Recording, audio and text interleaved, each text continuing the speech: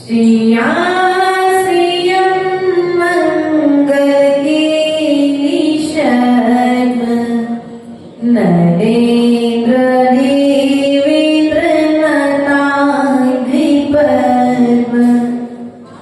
सर्व की सेवा की शया प्रधान चिरं जय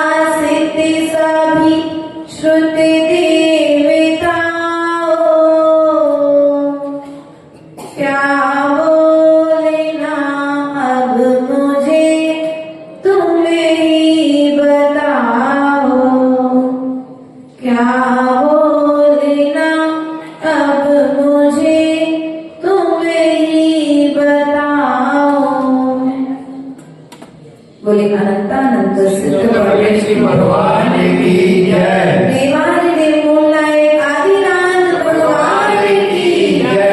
शासन नायक भगवान महावीर स्वामी की जय। आचार्य भगवत कुंद कुंद देव की जय।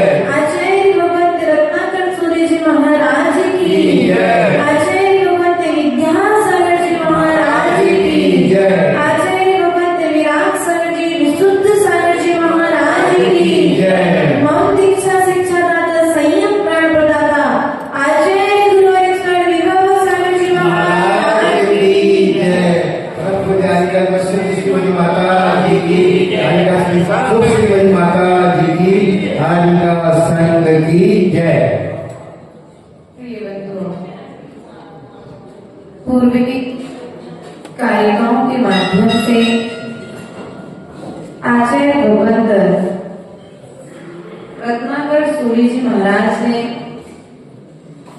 अपनी आत्म आलोचना करते हुए प्रभु के चरणों में निवेदन किया कि हे भगवान, आज तक मैंने वैराग्य पथ को अपनाया तो, लेकिन वैराग्य पथ पर आने के पश्चात मैं अपने प्रति ईमानदार न रह सका और मैंने इस वैराग्य पथ के अयोग्य कार्य किए और तो और धर्म का उपदेश भी दिया तो लोगों के बीच में अपनी प्रभावना करने के लिए दिया। जो आचरण मैंने नहीं किया उस आचरण का मैंने संबोधन दिया, इसलिए मेरे संबोधन का प्रभाव भी इस जगती के जीवों पर नहीं पड़ा और तो और मेरी इस जिह्वा ने क्या क्या कार्य नहीं किया। इस जिह्वा के माध्यम से मैंने आज तक दूसरों के दोषों को कहा है और जब भी मेरे मुख से शब्द निकले तो उन शब्दों के माध्यम से आपस में विवाद उत्पन्न हो गया। हे भगवान, मैं निर्लज्ज होकर के कहाँ जाऊं और किससे जाकर के अपने दोषों की आलोचना करूं। भगवान मैं आज बहुत दुखी हूं, इसलिए प्रभु मैंने जो इस वैराग पथ पर आने के पश्चात कोई प्रमाद बस कोई दोष किया है, लोगों को मनाने के लिए, लोगों के बीच में अपने नाम के चक्कर में ख्याति, लाभ और पूजा के वशीभूत होकर के यदि मैंने कोई कार्य किया है तो वह सब कार्य ही भगवान मिथ्या हो गए। मेरी जिह्वा से यदि किसी को कोई क्लेश पहुंचा है, किसी को दुख पहुंचा है, किसी को मरण तुल्य वेदना का यदि अनुभव हुआ है तो मेरे उन शब्दों का मैं प्रायश्चित करता हूँ। वे शब्द जिनको भी कष्ट पहुंचा है वे जीव मुझे क्षमा करें और ऐसी शक्ति प्रदान करें भगवान कि मेरे मुख से कभी किसी को ठेस ना पहुंचे। ऐसा प्रतिक्रमण करते हुए अपनी प्रभु चरणों में आलोचना करते हुए आज पुनः आचार्य भगवंत संसार में परिभ्रमण के कारणों को बताते हुए अपनी आलोचना प्रभु चरणों में किस प्रकार से करते हैं, इस बात को हम कारिका नंबर 10 के माध्यम से समझने का प्रयास और पुरुषार्थ करेंगे।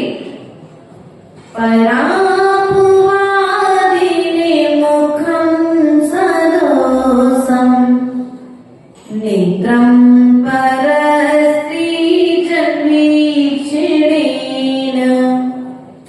चिता परापाय विचिन्तनेन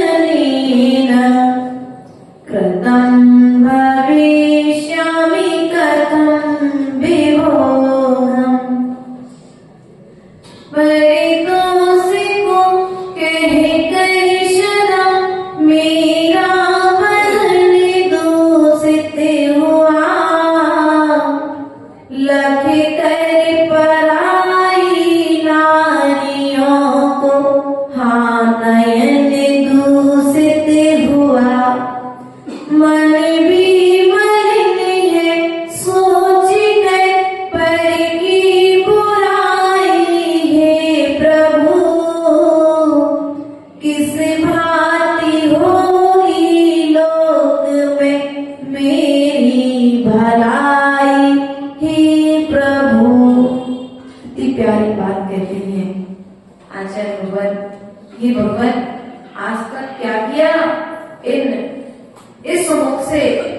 इस मुख को मैंने किस प्रकार से दूषित किया है। घर में यदि कचरा गिर जाए, जाले लग जाए तो घर गंदा हो जाता है, लेकिन मैंने अपना मुख दूसरों के दोषों को कह करके गंदा किया। क्या किया? यदि वहीं पर हम अपने दोषों को कहते हैं तो वह मुख श्रृंगार को प्राप्त होता है, सौभाग्य को प्राप्त होता है, शोभा को प्राप्त होता है। लेकिन वहीं यदि इस मुख से हम दूसरों के अवगुणों को कहते हैं, व्यक्ति में यदि अवगुण है भी तो कभी कभी वह अवगुण कहाँ नहीं जाता है। उसे देख लो और देखने के पश्चात में उसे मुख से मत कहो, क्योंकि दूसरे के अंदर अवगुण है और तुम उसको अपने मुख से कह रहे हो तो वह अवगुण कहने से तुम्हारा मुख भी दूषित हो गया। ऐसा कहते हैं मैंने आज तक दूसरे के दोषों को कहा और दोषों को कह करके मैंने अपनी इस काया को, इस मन को दूषित किया है। लग कर पराई नारियों को मैंने और क्या किया भगवान? ये नयन जो मुझे मिले थे, इन नयनों से मैंने आगम को तो नहीं निहारा। क्या? इन नयनों से मैंने आगम को तो नहीं निहारा, लेकिन इन नयनों से मैंने दूसरे की प्रिय नयनी को जरूर निहारा है। इसलिए मेरी आंखें भी क्या हुई? दूषित हुई है। जो कार्य मैं अनादिकाल से करता आ रहा हूँ कि भगवान से नहीं करूंगा, क्योंकि आंखों की सेवा प्रभु को निहारने से है। आंखों की शोभा जिनवाणी को निहारने से है। आंखों की शोभा स्वयं की आत्मा को निहारने में है। आंखों की शोभा दूसरे की पर स्त्री पर निगाहें डालने से नहीं है। लेकिन मैंने क्या किया प्रभु, आज तक पर की स्त्री को निहारा है और अपने आंखों को दूषित किया है।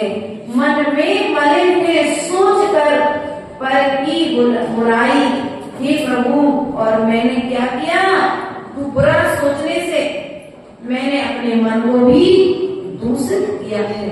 इसलिए प्रिय बंधुओं, जो कार्य हम अनादिकाल से करते आ रहे हैं, या तो दोष कह रहे हैं या दोष कर रहे हैं। ये कर रहे हैं ना बोलो, इस कहावत का सीधा सीधा दो शब्दों में है, या तो दोष कह रहे हैं या फिर दोष कर रहे हैं। और या तो दोष करना छोड़ दो या फिर दोष कहना छोड़ दो। यदि दो कार्य आपने छोड़ दिए तो फिर तुम्हारा जीवन सुखपूर्वक व्यतीत होने लगेगा। व्यक्ति कदम कदम पर दोष कर रहा है। जैसे कदम कदम पर हम पाप कर सकते हैं, पर कदम कदम पर हम पुण्य कर सकते हैं, लेकिन वह कदम हमारा कर्मों को काटने के लिए नहीं, हमारा कदम तो कर्मों को जोड़ने में बढ़ रहा है। इसलिए प्रिय बंधुओं, यहाँ पर आचार्य परमेश्वर ने कहा है, एक एक सेकंड मिलकर के एक मिनट बनता है, और 60 मिनट मिलकर के एक घंटा, और 24 घंटे मिलकर के एक दिन बनता है, और 30 दिन 31 दिन मिलकर के एक महीना बनता है, और 12 माह मिलकर के एक वर्ष बनता है। तो प्रिय बंधुओं, बताओ, वर्ष सुधारना है कि सेकंड संभालना है? यदि तुमने एक सेकंड संभाल लिया तो फिर तुम्हें वर्ष में संभालने की जरूरत, मिनट को संभालने की जरूरत, सेकंड को अपने घंटे को संभालने की जरूरत, महीने को संभालने की जरूरत। मात्र अपने एक क्षण की जो पर्याय है परिणामों की, उस समय की तुमने अपने परिणाम संभाल लिए तो तुम्हारा जीवन संभल जाएगा। वरना आज व्यक्ति की स्थिति ये है, भविष्य की संभालने की तैयारी करता है, सुधारने की तैयारी करता है, लेकिन वर्तमान को बिगाड़ कर चला जाता है। आचार्य गुरुदेव ने कहा है, आचार्य गुरुदेव भी कहते थे और आचार्य भगवत विद्यासागर जी ने भी कहा है, सभी आचार्य परमेश्वर ये बात कहते हैं कि भविष्य को संभालने के लिए तुम्हें वर्तमान को संभालना पड़ेगा। हम भविष्य की तैयारी कर रहे कि भविष्य में हमें ये कार्य करना है, भविष्य में ये कार्य करना है, भविष्य में ऐसा धर्म करेंगे, भविष्य में जाकर के प्रतिमाएं लेंगे, भविष्य में जाकर के हम मुनि बनेंगे, भविष्य में जाकर के हम स्वाध्याय करेंगे, भविष्य में जाकर के हम पूजन करेंगे, अभिषेक करेंगे। लेकिन वर्तमान में बढ़िया आराम से आप वर्तमान में जब तुम पाप कर रहे हो तो क्या वह पाप कर्म का उदय तुम्हें भविष्य में पुण्य करने देगा? नहीं, देखो आप को करना पड़ेगा, क्योंकि कृत्य हम कर रहे हैं और छोड़ना भी हमको है। पाप करने वाले भी हम हैं और पाप के फल को भोगने वाले भी हम हैं। देखो, राजा सैनिक ने उन मुनिराज का बुरा सोचा था, या सोचा मुनिराज का? राजा सैनिक ने बुरा सोचा, सुबुरा किसका हुआ? बोलो तो, सैनिक ने बुरा सोचा, सैनिक का ही बुरा हुआ। कंस ने कृष्ण का बुरा सोचा था, सुबुरा किसका हुआ? बोलो तो, थोड़ा सा ध्यान से बोल देना, क्योंकि हमें यदि दूसरे का बुरा करने का सोच रहे हैं ना, तो ये कहानियां, ये प्रतिमानी योग हमें शिक्षा करके देता है, भाई तुम दूसरे का बुरा नहीं सोच रहे हो, तुम बुराई के बीच अपने लिए स्वयं हो रही हो। इसलिए कभी भी किसी के विषय में बुरा मत सोचो। रावण ने राम का बुरा सोचा, रावण ने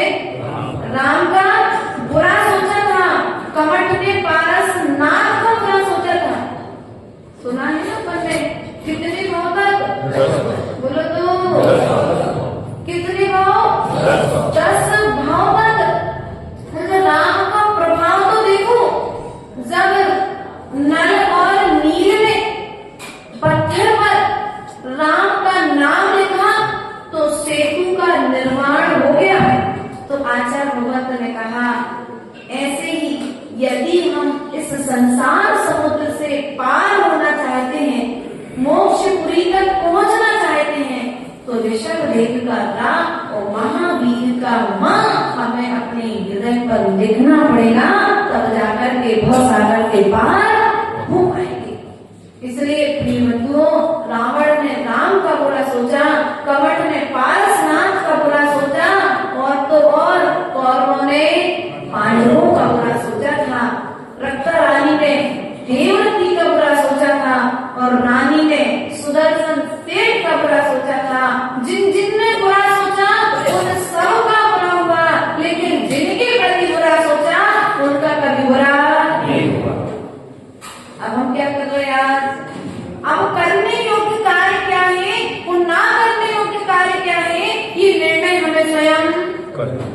हम यदि दूसरे का बुरा सोच रहे हैं, भलाई देख करके उसके बेटे की शादी हो गई, हमारा बेटा भी तो अच्छा था, उसकी नहीं हुई, तो क्या करते हैं? कई कई जगह ऐसी देखने में आती है। अब तो आपके यहाँ तो बहुत अच्छा मैत्री भाव है, पड़ोस के पड़ोस में दे देती बेटियां।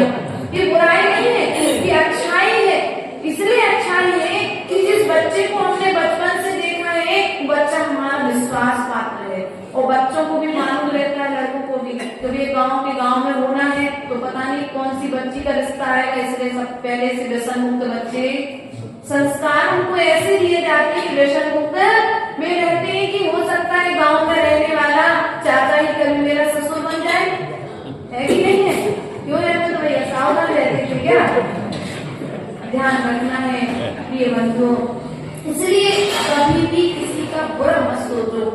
अरे मेरे बेटे की शादी नहीं हो रही ना, तो मैं पड़ोसी के बेटे की भी शादी, अब उसकी अच्छा वाला लड़का था, देखने वाले आए थे और पैसा तो भैया ने कह दी, भैया वो लड़का अच्छा नहीं है।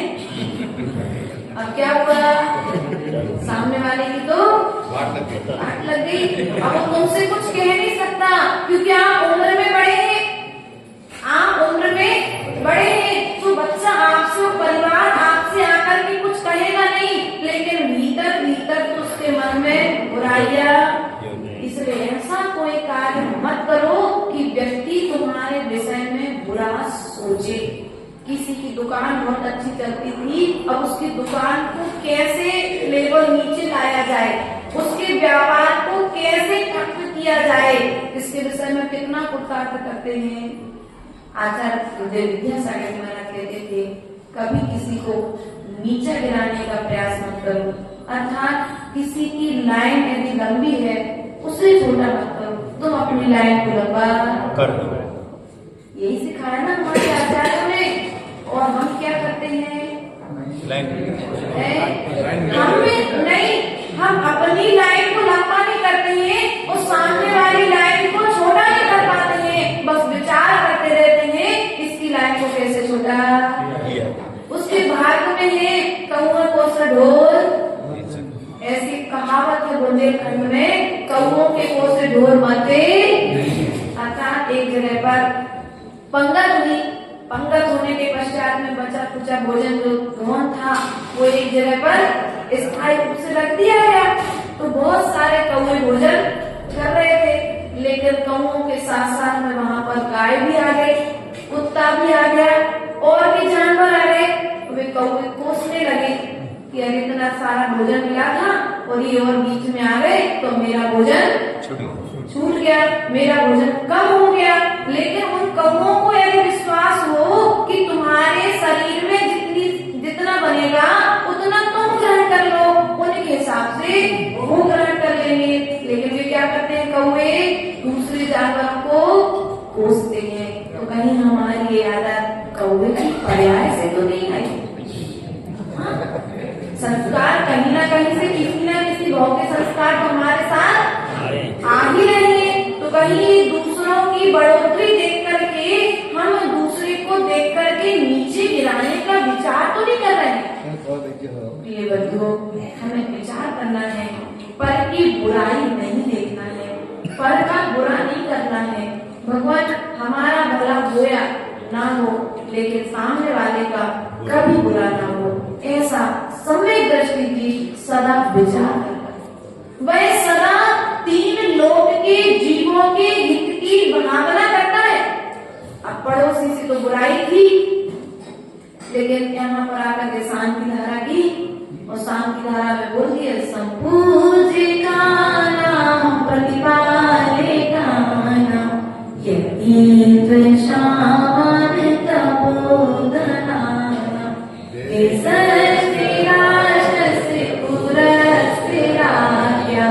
करो शांति। अब शांति धारा में तो तुम ये लास्ट वाला काव्य बोल रहे हो, इस काव्य में आप क्या बोल रहे हो? तुम्हारा पड़ोसी है, राष्ट्र में रहने वाले प्रत्येक जीव के लिए शांति हो, उसके घर में खुशहाली हो, उसके परिवार में समृद्धि हो, विश्व में शांति की कामना कर रहे, और घर में जाकर उसकी अच्छी बढ़िया दुकान देकर के भीतर में, अरे यार उसकी दुकान पहले खुल गई ना, इसलिए मेरे ग्राहक पूरे कहाँ चले गए? नहीं, ऐसा विचार नहीं करो। उसकी दुकान पहले खुली है तो भी कोई बात नहीं, तुम्हारे भाग्य में होगा उसकी दुकान पर जितने ग्राहक आए हैं उससे ज्यादा ग्राहक तुम्हारी दुकान पर आएंगे। तुम्हारा भाग्य का कोई छीन नहीं। बस इस सिद्धांत को यदि आप सिद्धांत कर लो तो कहीं पर गृहस्थ जीवन में दुख है ही नहीं, गृहस्थ जीवन में दुख नहीं है। देखो, अंजना सती का जीवन हमें एक प्रेरणा देता है। कहाँ तो पवनंजय ने 20 वर्ष तक उसकी तरफ नजर उठाकर के नहीं देखा, और कहाँ युद्ध के लिए गया और चकवा चकवी का वियोग देख करके वह रिटर्न युद्ध स्थल से वहां से आया और रात भर अंजना के पास में रहा। अंजना को गर्व रह गया। जब यह समाचार नगर में फैला तो सास ने घर से निकाल दिया, ये मेरे पुत्र का नहीं है बच्चा। सास ने निकाल दिया। उसने विचार किया कोई बात नहीं, सास ने निकाला है, पिता के घर पर जाकर के जीवन व्यतीत कर देंगे। लेकिन पिता ने भी उस पुत्री को स्वीकार नहीं किया।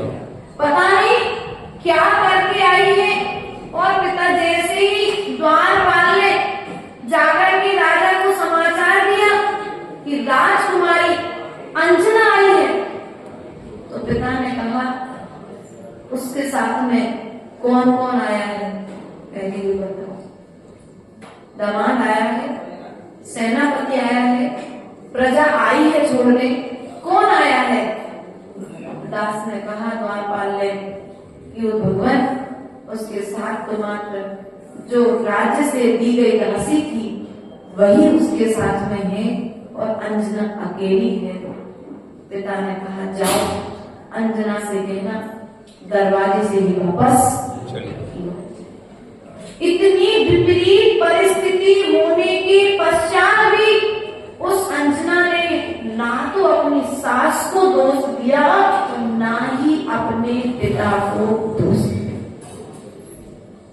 क्या करूं भैया आशीष, यदि ऐसी साक्षात स्थिति बन जाए अपने परिवार के बीच में, सबसे पहले अस्पताल जाओगे कि पहले नंबर अदालत में जाओगे, केस करोगे, पुलिस बुलाओगे?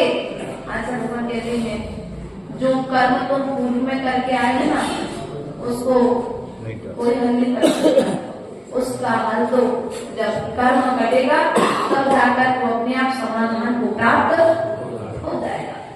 ये पूर्व जन्म का कर्म था, ये वर्तमान का किया हुआ कोई कर्म नहीं था अंजना का। अंजना ने पूर्व में भगवान की प्रतिमा को छिपाया था, मंदिर में आकर के धर्म के द्वेष में बस होकर के ईर्षा बस उसने जिनेंद्र भगवान की प्रतिमा को कुछ समय के लिए छिपाया था। तो 20 वर्ष तक उसे पति का वियोग सहना पड़ा है। उसने इस विपरीत परिस्थिति में भी अपने पिता के विषय में, अपनी सासू माँ के विषय में बुरा नहीं सोचा। और पिता का विश्वास तो देखो, जिस परिवार में मैंने भेजा है उस परिवार वाले मेरी बेटी के साथ गलत नहीं करेंगे, कहीं ना कहीं मेरी बेटी की गलती होगी, इसलिए उसे बाहर। आज आप लोग क्या करोगे? ये माता अपने बच्चों को सिखाती है। यहाँ वाली तो अच्छी होगी, पड़ोसी गाँव वाली तो चौमानी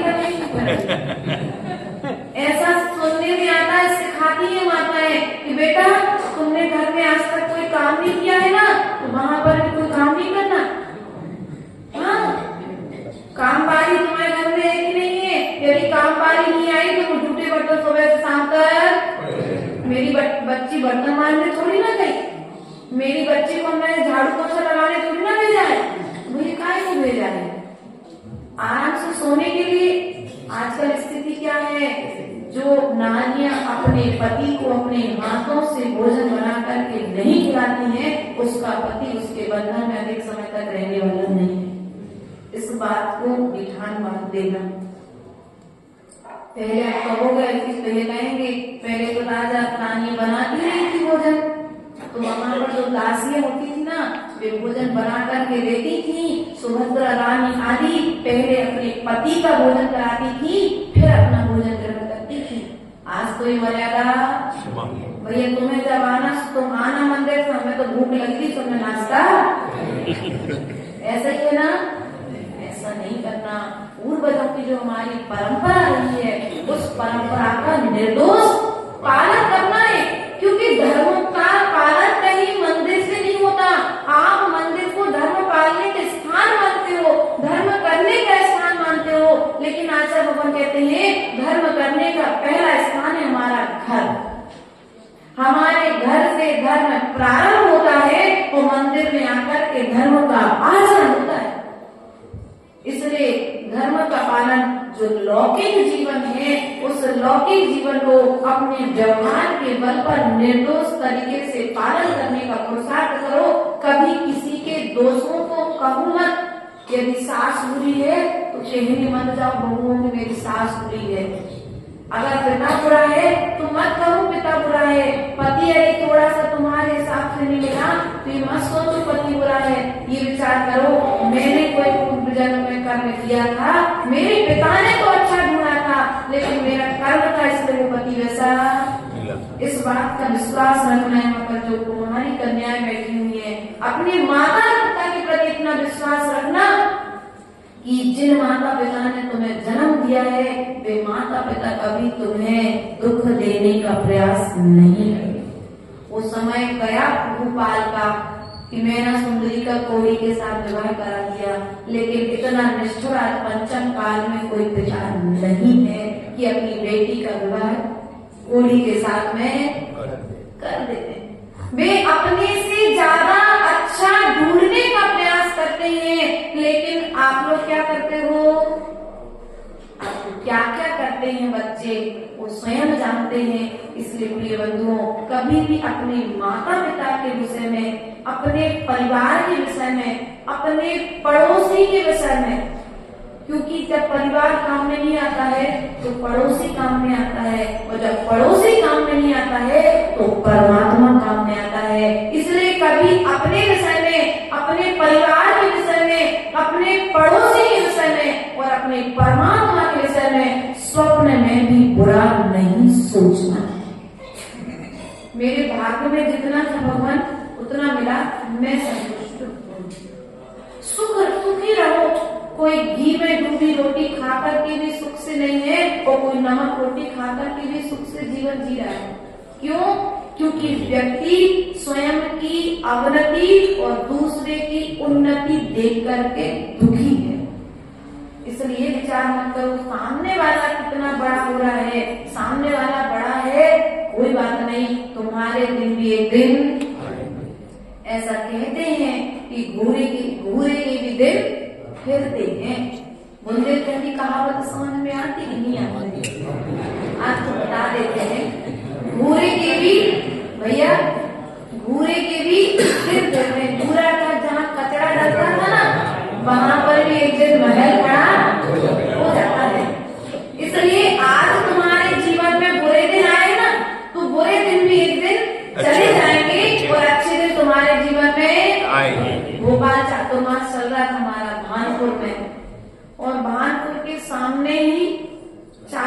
किलोमीटर दूरी पर एक बहुत बड़ा कचरे का पहाड़ बन गया। इतना कचरा इकट्ठा हुआ कि कचरे का पहाड़ बन गया। सरकार ने उसके ऊपर थोड़ा सा कुछ व्यवस्थाएं बनाई केमिकल आदि के माध्यम से, उसमें हरी घास लगवा दी, उस कचरे को भी व्यवस्थित। अब आज वहां पर लोग प्री वेडिंग के लिए जाए तो सोने के भी। अब देखो जो होता है तो सब तो सुनने में आ जाते हैं। हम लोग जब छत आदि पर जाते थे तो वहां के दृश्य हम लोग को दृश्यमान हो जाते थे।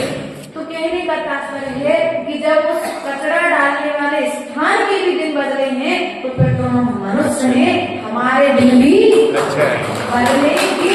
ये विश्वास रखना, कभी दुखी मत होना। आचार्य गुरुदेव कहते हैं कर्म ही तो है बदलेगा। क्या कर्म ही? बोलो एक बार, कर्म ही तो है बदलेगा। यदि आज दुकान अच्छी नहीं चल रही ना तो चिंता मत करो, आज नहीं चल रही, एक न एक दिन तो अच्छी चलेगी। परिवार में आज मैत्री भाव नहीं है ना, लेकिन ये मत सोचो कि मैत्री भाव नहीं है, एक ना एक दिन हमारे बीच में प्रेम स्थापित हो जाएगा। आज रहने के लिए अच्छा मकान नहीं है, कोई बात नहीं, कल हमारे जीवन में अच्छा रहने के लिए मकान भी। अर्थात वर्तमान में जो है उसे स्वीकार करके संतोष धारण करोगे तो नमक रोटी खाते हुए भी सुखी रहोगे, और संतोष धारण नहीं करोगे तो घी में डूबी रोटी भी खाओगे तो भी सुखी नहीं हो पाओगे। सुखी होने को उपाय यही है, आचार्य भगवान ने कहा, दूसरे के दोषों को नहीं देखना है हमारे लिए। उसके पश्चात में आचार्य भगवत ने यहाँ पर देखो जैन शास्त्रों की महिमा बतलाते हुए आचार्य भगवत ने कहा कि देखो धर्म की महिमा तो देखो कि जब मानतुंग स्वामी कारागृह में विराजमान हुए तो उनके भी दिन, बोलो तो, धर्म की विजय हुई कि नहीं हुई? सत्य की विजय हुई। वे 48 ताले भी जय जयकारा होकर के मानतुंग स्वामी को जिस राजा भोज ने कारागृह में डाला था वही राजा भोज सम्मान के साथ वहां से बाहर लेकर के आया। वही कुमुदचंद्र स्वामी जिन्होंने भगवान की भक्ति की, सो भक्ति के बल पर पाषाण में से पारसनाथ प्रकट हो गए। वे समंतभद्र स्वामी धन्य हैं जिन्होंने भगवान की भक्ति की, सुपिंडी में से चंद्र प्रभु प्रकट। और हम क्या करते हैं भक्ति करते हुए? क्या प्रकट करते हैं? भक्ति के बल पर हमारे जीवन में शांति, संतोष, समृद्धि आ रही है कि क्लेश, अशांति और दुख हरा है। हम धर्म करके जाएं तो धर्म का फल हमारे जीवन में दिखना चाहिए। वे समंतभद्र स्वामी जिन्होंने स्तुति की तो चंद्र प्रभु भगवान पिंडी में से भस्म इत्यादि हो गई थी, ग्रस्त हो गए थे। वो ग्रस्त कहने तक पर ब्रह्मचारी रूप में गुरुदेव ने दीक्षा उनकी छुड़वा दी थी कि पहले तो अपने रोग का इलाज कर लो फिर दीक्षा ले लेना। तो वहां पर जब उनको भस्म व्याधि हुई तो वहां पर मंदिर में जाकर के चढ़ावा ग्रहण करते थे, लड्डू आदि।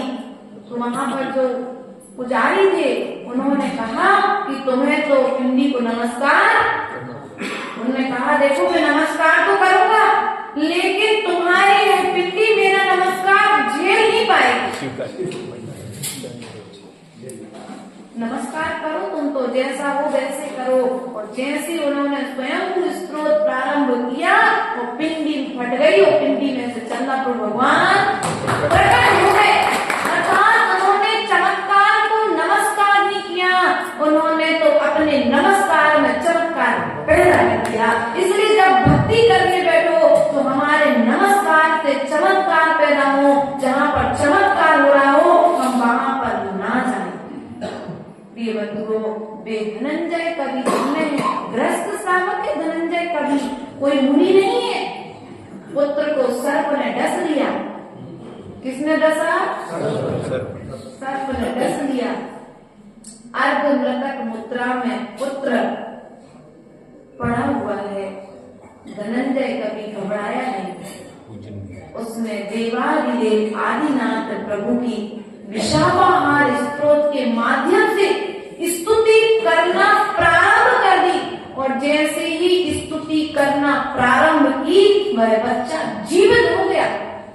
इसलिए प्रिय बंधुओं, ये कहानियां, ये स्त्रोत के जो हमारे मूल रूप में जो कहानियां हैं, ये हमें आकर के प्रेरणा देती हैं। परिस्थितियां कितनी ही विपरीत बने, उन विपरीत परिस्थितियों में तो मैं भगवान जैनेन्द्र देव की भक्ति को नहीं छोड़ना चाहिए। बालीराज स्वामी, एक ही भाव स्त्रोत जिन्होंने लिखा, ऐसे बालीराज स्वामी जिनके लिए कुछ तो पहले पूर्व के राजा था, कर्म कोटा देखो कैसा आया कि राजा के लिए कुष्ठ रोग हो गया।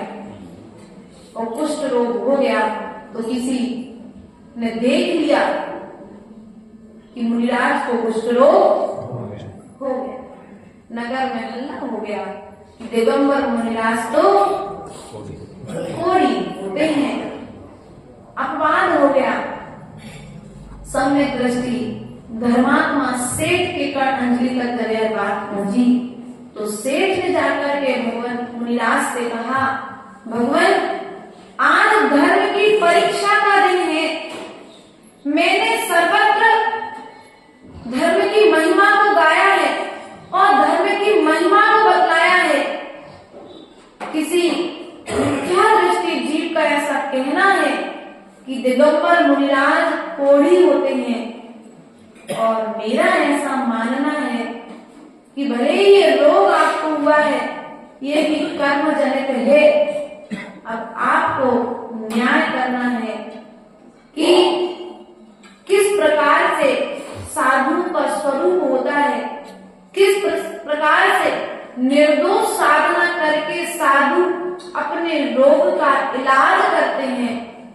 नाना तरह से सेठ की बात को सुनकर के उन बालीराज स्वामी ने मात्र रात भर साधना की और सुबह तक उनका कुष्ठ रोग, लेकिन फिर भी सत्य को बदलाने के लिए राजा की भी बात हो रह जाए और उस मिथ्या दृष्टि जीव की भी बात रह जाए, तो मुनिराज ने अपने 2 उंगलियों के बीच में वह कुष्ठ रोग, जब पूरा ठीक हो रहा था तो उन उंगलियों के बीच में थोड़ा सा कुष्ठ रोग रहने दिया।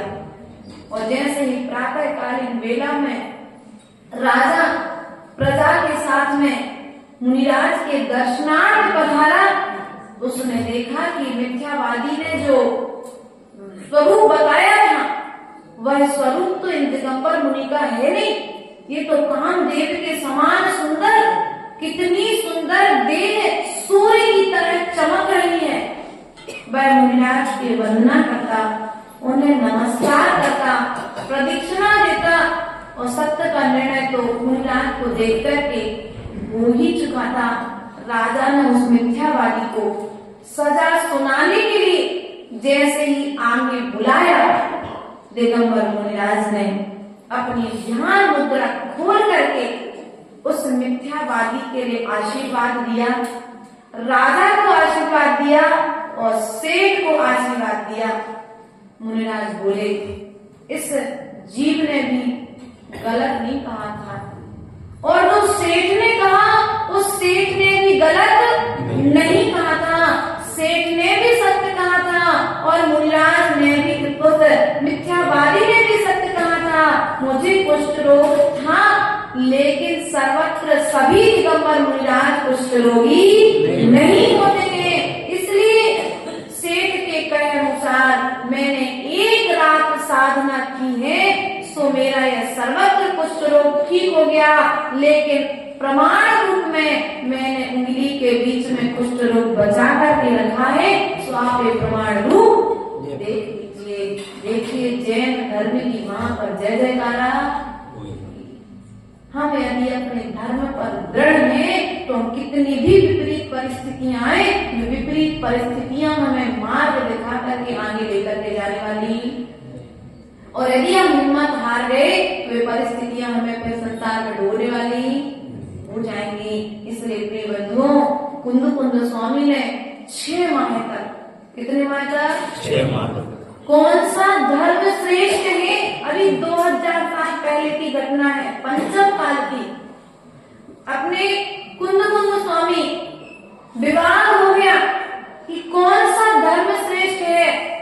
6 महीने तक विवाद चला और 6 महीने तक वाद विवाद चलने के पश्चात में कुंद स्वामी ने अपने बुद्धि बल से जैन धर्म की पताका को लहराया था, यश फैलाया था कि जैन धर्म ही सर्वश्रेष्ठ धर्म है।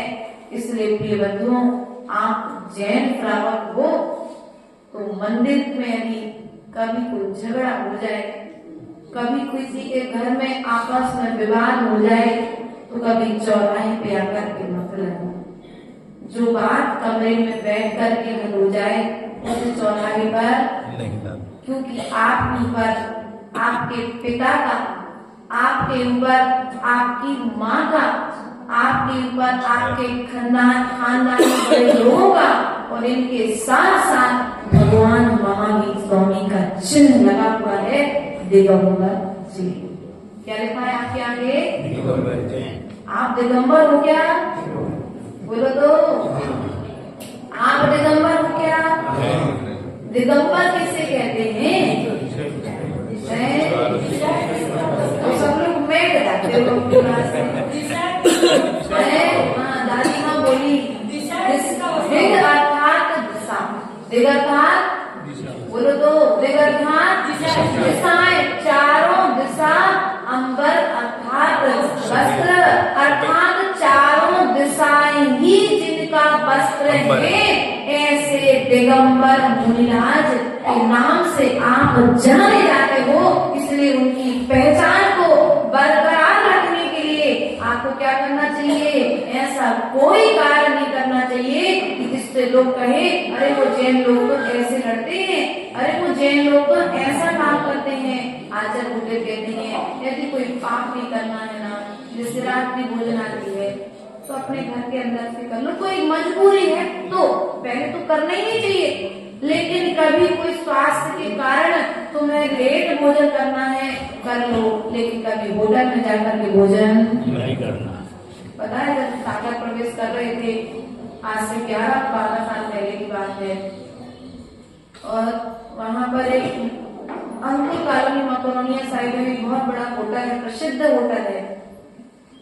तो जैन लोग भी बिहार में चल रहे थे।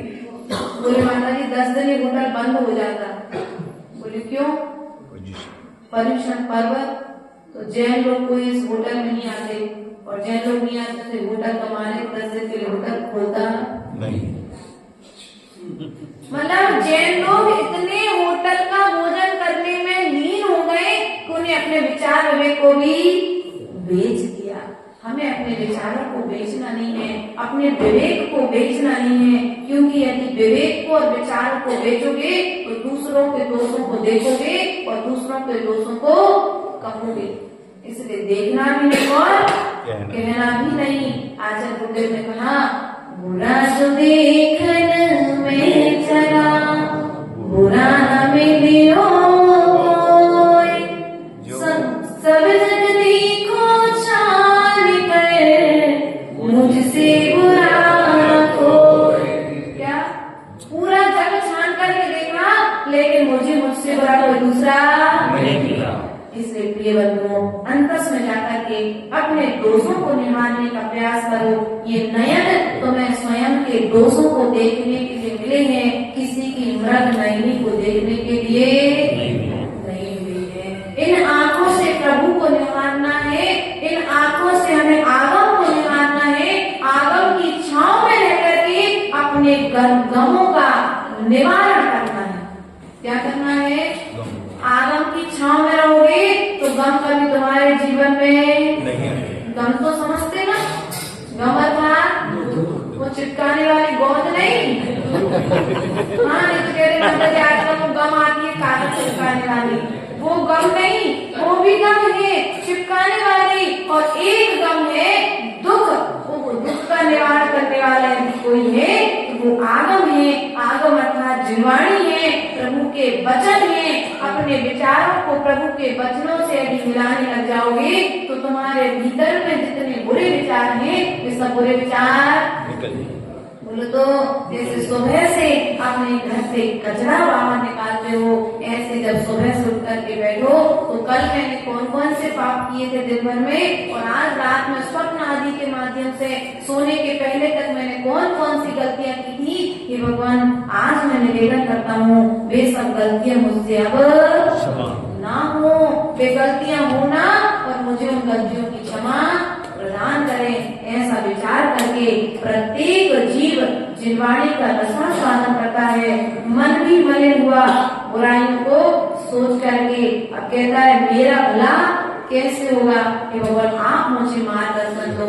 आचार्य गुरुदेव ने समाधि भक्ति में लिखा है ना, परिनिंदाना मुख से निकले मधुर वचन बोलो, हृदय तराजू परित्कारी संवासन तोलो, आत्मिक तत्व की रहे भावना भाव विमल भर दो, मेरा अंतिम